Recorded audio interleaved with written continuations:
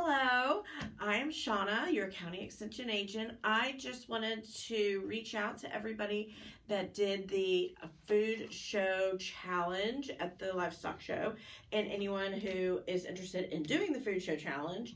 I just have some tips and hints that I learned this week and just wanted to pass them on. We got the scorecards. I took some of those notes and I wrote them all down here. So I just wanted to go over the tips and hints that I learned. I'm not an expert. Y'all know I'm new. So I'm trying to learn this as y'all do, but I think I learned some valuable information. And instead of doing another night meeting, I thought if I just videoed this real fast, y'all would be able to see this and get this information to everybody. So I'm just going to throw this up on probably the YouTube video. We're not going to edit it or anything. This is just for y'all's information. So again, I definitely don't claim to be an expert here. This is just some tips that I came up with and saw this week and thought y'all would like. So first off, knife safety and knife cutting. We've talked about this before, but this week, I was a prep judge, so this is what I'll be talking about is prepping. So you have your vegetable here. The judges that I judged with, one was a chef and one was an owner of a gym. So the judges have very limited knowledge, I would say, in the 4-H program. So when they did the judges orientation, the only thing they told us is that gloves were optional. That's it. So the chef kept telling me, they're not washing their vegetables. They're not washing their vegetables. And I told him, I said, well, it's 4-H standard that we can assume that the vegetables have been pre-washed. So he was like, oh, okay. He didn't know that. They didn't mention that in judges orientation. However, there was one team that had a bowl just like this, and it had just a little bit of water in it. And each time they would get a vegetable, they would just kind of rinse it off in the bowl. And both judges I was with were like, oh my gosh, they took the extra step to just rinse their vegetables off. So there is a water station because they have to do the water for rice or pasta that y'all can have in your box. So just a little bit of water just so that the judges can see that we're just kind of rinsing off. I think at this point, everybody is so good at this competition and y'all were fantastic. It's going to be the little things that really put us up. So here's our tomato. Please look to make sure that the stickers on your vegetables are off the fruit before you cut them. This tomato stem doesn't want to come off. Okay, so here we go. Here's our tomato. The placement of the knives is where they should be when you're not using them. The chef was, some people had them like this. Some people, had them like this. And the chef was really looking to make sure that when the knives were not in use, they were placed at the top of the cutting board. So let's make sure that when we are not using our knives, they're at the top of the cutting board. Also noticed a lot of people were trying to use either a chef knife, which is what this is, or a small paring knife to cut tomatoes, and they turned into mush. So the best way is a serrated knife. You can see it's serrated because it has the edges on the bottom. And if you're using a serrated knife, you need to make sure you're using it properly. And the proper way to use a serrated knife is sawing back and forth. This is a sawing motion for a serrated knife. So if you're going to use this knife, make sure it's only in a sawing motion because the judges are looking at that and making sure that you can use each knife appropriately. Where this knife, you would be cutting it like this or chopping. The serrated knife is a sawing motion. So you should be sawing. Also, when you're cutting a knife, your fingers should be like this and the thumb is behind. We only saw one team that did this properly. Your fingers just like this and your thumb is behind. So when you take your tomato, you're like this, and your thumb is here, and you can hold it, and then you can saw the tomato, scoot your fingers back, saw the tomato, and when you're sawing it like this, it does not turn to mush. So that is just a helpful hint and tip. Another thing we got were, they did tell us gloves are not optional, but at this point in the game, I think gloves should be mandatory. It's what's going to put you ahead of everybody else. We got comments that some of the girls' nails were very, very pretty and very long. And in a food establishment, you have to have very short nails. So since we're not working in a food establishment, we don't expect you to cut your nails. But we need to have gloves on everybody just to be the step above, to go beyond. And we need to make sure they fit. I can't tell you how many times we saw huge gloves, and when they were cutting, they're almost cutting the glove because the gloves just don't fit right. So we need to make sure that we're getting everybody gloves and that they properly fit right. So I have not looked, but if there's youth sizes, that's what we need to be looking for to make sure that the gloves fit. Let's see. Also, we talked about pulling hair back. Our teams had their hair back, but it was not good enough for the judges. They want to see hairnet, chef's hat, or a chef's hat. So we need to be looking into either getting hairnets or a chef's hat. Just the bandana was not cutting it for the judges. So, and they were looking for that, and they were commenting on that. So again, it's going to be just, I think, the little things that are going to put us on top. So we want to make sure if we correct these little things that we're going to get all the points here. Now this cutting board has a sign for fish. And I love the cutting boards that have each of these little symbols. So you can see, I don't want to lose my tomato here. This has a symbol of fish, so clearly if you were using this during the food challenge, you would not be cutting a tomato on it. But I love the idea of having cutting boards that are labeled so that the judges can see that you're only using the tomato on the vegetable board. They had some super cute ones with big labels on the corner on Amazon. They were like $16 for a set of 5. They had one for fruit, one for fish, one for poultry, one for your beef products, one for fruit. Not sure if I said that. And they all came in a set. It was like $16, and the labels were big on the side. And I think, again, the judges can see that we are only using our vegetable cutting board for our vegetables. So this would be points off because I have fish right here. Let's see. We talked about washing our vegetables, removing the stickers, correct knife. Also, we want to see everybody cooking, everybody participating in the chopping of the vegetables. Some of the scorecards said there was one person doing all the writing, doing all of the stuff for the interview, while the other people were making the dishes. So we want to make sure this is teamwork. You're judged on teamwork. So make sure that everybody is doing a little part of the prepping. Also, the judges can hear, and the judges listen to everything you say. There was one team, it was not Brazoria County, it was one team, and poor things, they were just a hot mess.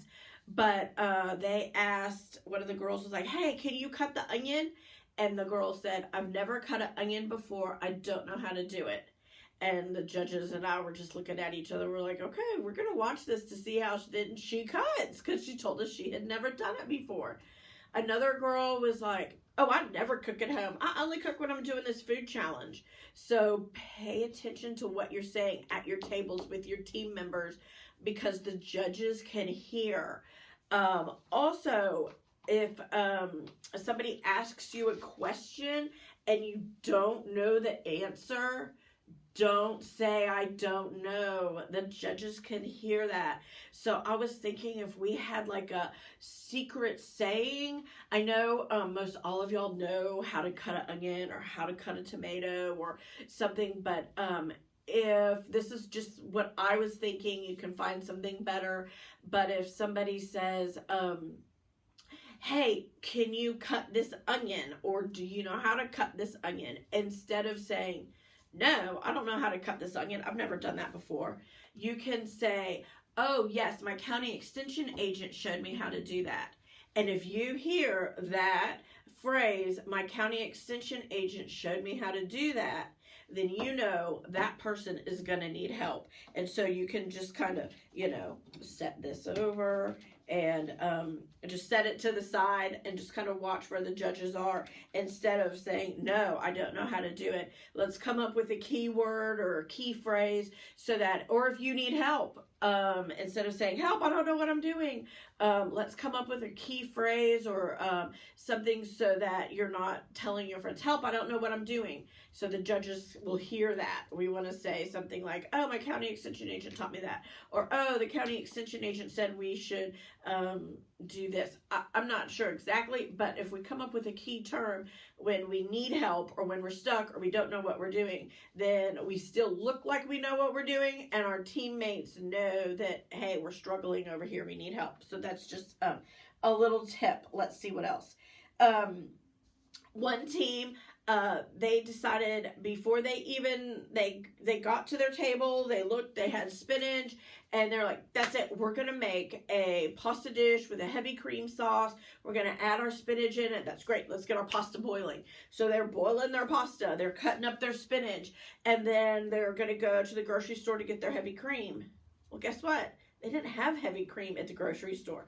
So then they're scrambling, trying to make this dish with ingredients that they don't have. So the grocery store items were all listed on a page. And so first thing you need to do is work together as a team, come up with an idea, figure out what you want to purchase from the grocery store first thing before you start cutting your tomatoes, before you start boiling your noodles, and then realize, oh, I have this idea and I don't have the ingredients for it. So that's another tip that I saw. Let's see. Also, clean as you go. So when you're done cutting, put your knives up here. Let's look at this. Here we have this trash here from the tomato. So keep a trash bag right around you. Throw it away. Use gloves. Throw them in the trash. Don't keep the used gloves on the table. We saw lots of people tearing off their gloves, getting a new set. Fantastic. Use a bunch of different sets for whichever you're doing. But don't lay them on the table. Take your trash as you're going and throw it in the trash. So try to keep your area super neat. Also look at the floor. I was in the area with the spinach and there were lots and lots of spinach remnants on the floor. So we counted off for that too, because not only was your table supposed to be clean, but the surrounding areas. And when you leave spinach and stuff on the floor, that's just not cleaning your area. So check the floor also. Trash bags a must. Gloves that fit, we got that. Also, I felt like some of the I guess I'm not quite sure what I'm trying to say. Some of it is luck of the draw. I realized that like we were judging the 600s. Well, 601, that was the first team out. They start and they have 15 minutes before the next team comes. So that means there are 3 judges that are really focused on what you are doing. And then in 15 minutes after that they start, then 602 came. And then 15 minutes later, 603 came. And then later 604 came. So 603 and 604 had the attention of judges spread out amongst all the different teams, where poor 601 and also the last one, 608, we're just staring at them because there's no other teams to judge. So if you ever get a choice to pick where to go, make sure you pick your in the middle. I think it's a random draw, and sometimes you get lucky, sometimes you don't. But I noticed, I was like, oh, the first team, poor people, because the judges are right on them and really looking. Whereas some of the things they might have missed at like 603, 604 might have missed that. If you're the first or the last, they are really looking for that. Again, let's see, clean up the floor. Also, if you're going to do garnish, which I highly recommend, I saw lots of people commenting on the cards to do a colorful garnish. You need to be able to use a zester. I did not see a zester on the list for the supply box list, but I saw a grater. So take your grater and do like a lemon zest, a lime zest, but make sure it stays on top so that you can see it. Also, a tomato is a colorful thing to add as a garnish, and then you can talk about the nutrient values of that. If you have some extra money, I wouldn't recommend spending every penny of your money, but if you do have extra money, I would recommend garnishing, making your plate absolutely beautiful so that you can see that. Also, I would recommend trying to think outside the box a little bit.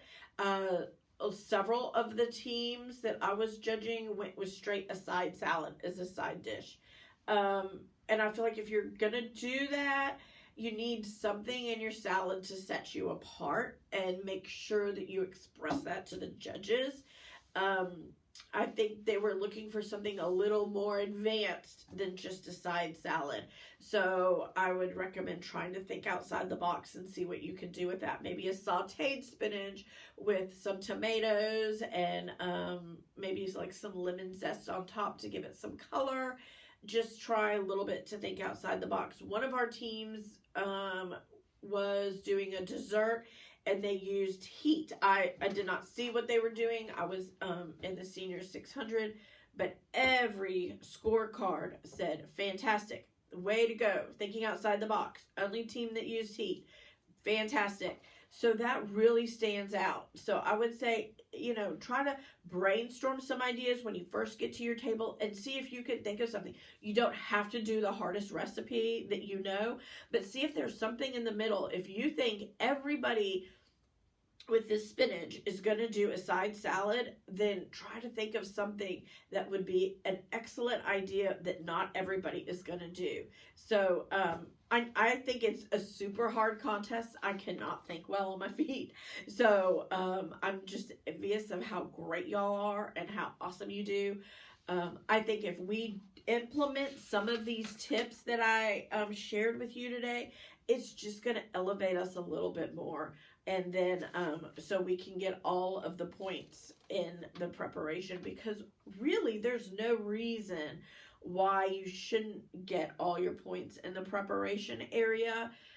You're not having to speak to anybody. You're not having to answer questions. I know some of that can be nerving. So you're just using the skills that you have in the kitchen.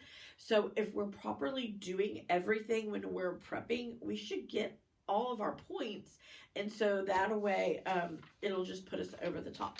So if you have any questions, any concerns, let me know. Y'all can email me. Y'all can call me here at the office.